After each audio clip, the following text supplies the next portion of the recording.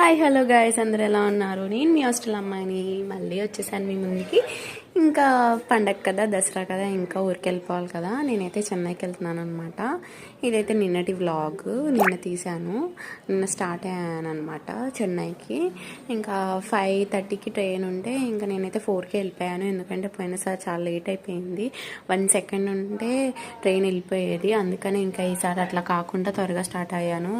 ఎందుకంటే నాకు ఎప్పుడు ట్రైన్ అనేది చాలా మిస్ అవుతూనే ఉంటుంది. అందుకే ఈసారి త్వరగా వెళ్ళిపోయాను. తర్వాత నెక్స్ట్ డే అంటే ఈరోజు అనమాట ఇది చెన్నైకి వచ్చేసాను. ఇదైతే చూడండి, మా సైడ్ అయితే గోళ్ళు బొమ్మలు పెడతారనమాట. దసరాకి నవరాత్రులకి ప్రతి ఇయర్ పెడతారనమాట. చూడండి ఎంత బాగుందో. మా అక్క వాళ్ళ ఇల్లు అనమాట ఇది. గోళులు పెట్టారనమాట. పూజ అయిన తర్వాత పొద్దున ఇంట్లో, తర్వాత టెంపుల్కి వెళ్ళామన్నమాట. అక్కడ శక్తిగలమైన శ్రీ పార్థసారథి టెంపుల్ ఒకటి ఉంటుంది చెన్నైలో. చాలా పవిత్రమైన టెంపుల్. అక్కడ ఏం కోరుకుంటే జరుగుతుంది అంటే ఇంకా మార్నింగ్ వెళ్ళిపోయాము. తర్వాత అక్కడ నుంచి మా బాబాయ్ వాళ్ళ ఇంటికి వెళ్ళాము.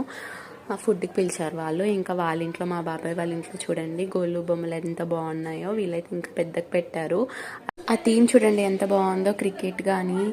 క్రికెట్ థీమ్ పెట్టారనమాట. ఇంకా వేరేదో థీమ్ కూడా పెట్టారు. చాలా బాగుంది, నాకు చాలా నచ్చింది మా బాబాయ్ వాళ్ళ ఇంట్లో.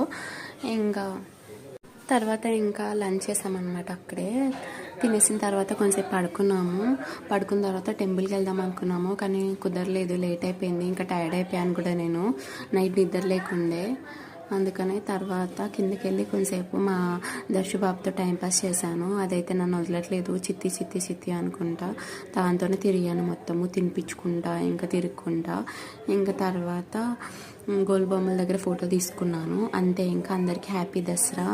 మీకు మీ కుటుంబ సభ్యులకి బాయ్ బాయ్.